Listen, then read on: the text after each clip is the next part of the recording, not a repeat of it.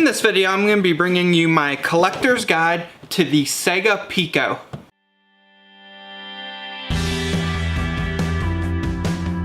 This is the Sega PICO. If you're unfamiliar with this system, it was released in the mid-90s. Up until, in the US, it only had a couple year lifespan, but in Japan, it actually lasted well into the 2000s. There's hundreds of games available for this in Japan. In the US, we only got 20 games. And in this video, I'm going to be going over the hardware and the software. I'm going to also touch base on a couple of the differences in Japan versus the US. This system was intended to be more of a early childhood education / game system. So they're all marketed as Edutainment software. And so we'll be touching base on those. In the past, I have done a collector's guide on all of the games and what I deem are the top 5 games. So be sure to definitely check out that video if you haven't already. But this is the console, if you will. And so these were intended to be ages 3 and up. And so all of the US consoles are this color. In Japan, they have a slightly different color. There was also a Pikachu edition released in Japan, and there were also a second and a third generation made. In the US, we only got one generation of this system. And like I said, this is the color. It's kind of a blue and a teal. And this is what the box looked like. It's very big in size. It includes a power cord. It also includes a pack-in title, which is, we'll be covering, I also have it here. All of their cartridges were called Storyware in the US, but it's Richard Scarry's. We'll be covering that game here in a little bit. It's AV only, so no composite, or no RF in this, sorry, composite only. But that is pretty much the box. Here's the back of it. The cartridge just slides in. It's actually basically a Genesis as a whole. The hardware is basically Sega Genesis hardware. The stock's inside, and when the system recognizes the pages, it's not a touch panel, but it's basically a magnetic field, so you can hover over what would be the similar of a trackpad today, or you can actually hover over the page and it recognizes the positioning on the page. It was very unique. Wasn't too successful, but when you compare it to its competitors in the US, it was extremely successful. Socrates was probably its biggest competitor, and they only ever made 3 games for the Socrates. So, but let's go ahead and jump into the software. There was no accessories made for it in the US, so it was basically the system only. In Japan, there were a lot of accessories made. I'm not going to cover those too much detail in this video, but there's a steering wheel, there's a bunch of various accessories, and those can be had on eBay for a pretty decent rate. You'll just have to pay import charges. So let's go ahead and start with the first title, and this is the Adventures in Letterland with Jack and Jill. And so this is the first title. I'm going to be going over all these in alphabetical order, but that's basically the first one. Another thing I wanted to mention is these clamshell cases were only made in Japan, and so I believe Europe also got these same cases, but in the US we did not. We got standard cardboard boxes. I actually got these on eBay. I purchased 10 cases so that I could case my game. So here you can see the game set's real nice inside there. And there's also a spot for the manual. And what you'll notice, I'll showcase ones that I have manuals with, that the Japanese manual was actually a lot smaller. So the US manual does not fit in this slot. But you can still fit it in there. I reprinted all of these cover arts. I got these from rfgeneration.com for the front and back, and the spine labels I made myself. So that is the first one. And the next one is Berenstain Bears, A School Day. And like I said, I did touch base on these in another video, so I'm not going to cover them. I'm just kind of do a collector's guide in this one. But here is the game, and then here you can see the manual. And so you can see it doesn't fit in that slot, but you can still put it behind there. I do want to touch base on these real quick. If you look at the back here, you will see a couple dots. This is how the system knows which page you're on. So whenever I turn a page, it exposes the first dot, and then when I turn this page, it exposes the second dot. That's why these are tabbed. You can see all the pages are tabbed. And that's how the system knows what page you're on. And if I hover over with the pen, and let's say I just hover over toys, it'll know by positioning that that's what I meant to hit.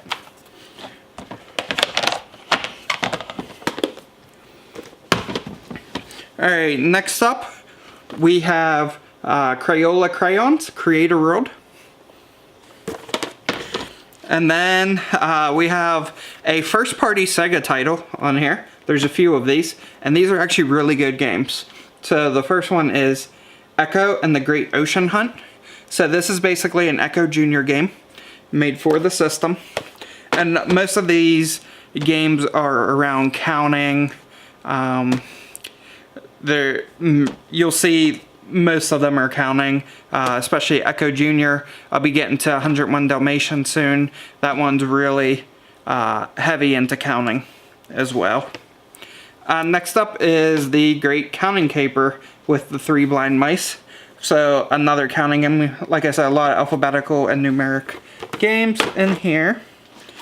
Next up is Lion King, Adventures of Pride Rock. This is a really good game.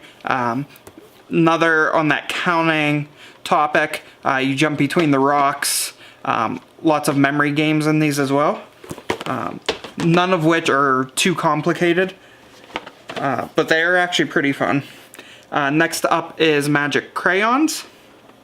This one's really cool. Most of these books on the very last page basically have a free drawing board where you can pretty much draw anything you want. You can erase it, you can save it, stamp it, things like that. So it's pretty neat.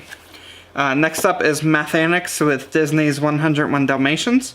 And so this game is really good. Highly recommend it. And you're not going to necessarily pick up this system to play. It's more of a collector's item. I'm a huge Sega person, and so I really wanted to get this in my collection. All of this can be had really cheap. The system should, if you want a box version of the system, maybe $30 to $40. And each of these games are probably anywhere between $5 and $10. Honestly, the most expensive thing for this set that I have in my collection are the cases. These can get pricey, mainly just because of shipping charges. If you do want to get cases, I highly recommend contacting the seller and asking them if they have any empty cases that they'd be willing to sell in bulk. If not, if they have any cheap Japanese games that are cased that they'd want to sell in bulk. That's what I did, and I actually bought 2 lots of 10 for a pretty decent rate. And then you only have the 1 shipping charge. Next up is Mickey's Blast to the Past. This is a really good game around history. It's not very long, but it's time-based around mainly four to 6 events in time. Next up is the Muppets on the Go. And then we have Musical Zoo. Pepe's Puzzle. So this is another first-party Sega title. And the first-party Sega titles will be the most expensive ones, and they actually do have a different color cartridge. They kind of have this teal cartridge. The other titles you could get in one of 3 colors, I believe. They were released in purple, red, and also yellow. There are no differences between the cartridges, just for whatever reason they were made in those 3 colors. Next up, we have Pocahontas Riverbend Adventures. And then we have This is the pack-in title. So this is Richard Scarry's Huckle and Loadley's Busiest Day Ever. It is by far the longest title on the system. It was the pack-in title for the system, and so I actually have a couple copies of this. I have this one that I keep cased. I also have one in the box that I keep with the system. And as you can see, this one has the yellow cartridge. Next up, we have Scholastic's Magical School Bus, Going Places. So this is a pretty fun game as well. There's really only one pure game on the system. The rest of these are more educational. We'll be getting to that game here in a minute. Next up is Alphabet Adventure. This is a Sesame Street game. And then we have Smart Alex and Smart Alice Curious Kids. This was probably the hardest game to find. It took me quite a while to find this. The seller actually wanted $80 for this game on eBay. He had the best offer option. I offered him $20 and he accepted. So that one was very hard to find though.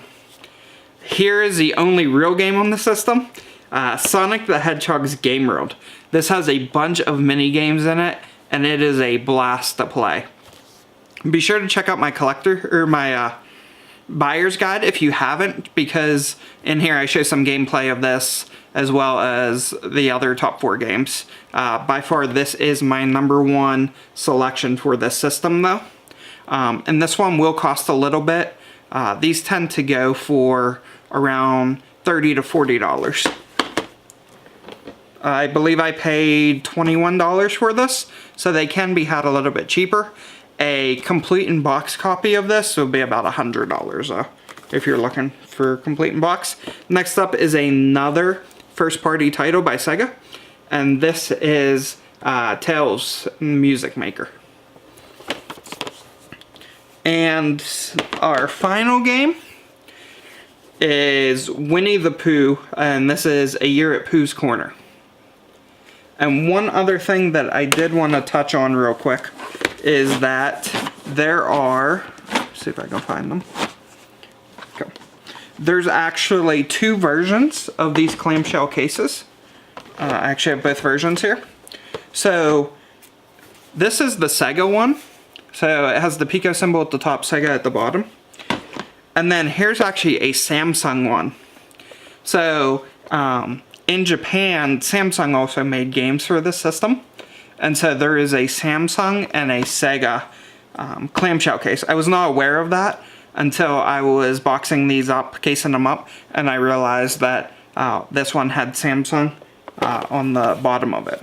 That's really the only difference, other than the cover here that you slide the insert into is more shiny, it's more reflective than the original one. So if I hold both these up to the camera, you can kind of see that difference. But that's it for my collector's guide to the Sega Pico. Drop me a comment below. Let me know if you collect for the Pico. Definitely leave me a comment. I haven't really found anybody else that is really into it too much. At a convention last year, I actually sold a couple Pico systems I had. They went real quick, but most of the people said they were just going to put them on their shelves. In fact, they didn't even want the power cords for them. And so I'm really interested to know if anybody is actually in the market for Picos right now, and if so, what you thought about this collector's guide, and whether you're in the market to buy and play or just to buy and collect. Drop me a comment below, let me know, and thanks for watching.